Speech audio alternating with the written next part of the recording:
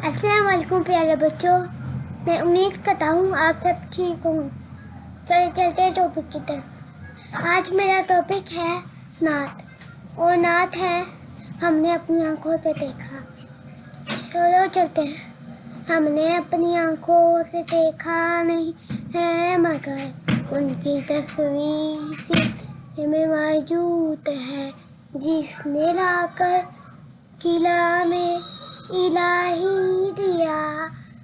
जिसने लाकर किला में इलाही दिया, वो मोहम्मद नबी में मौजूद है।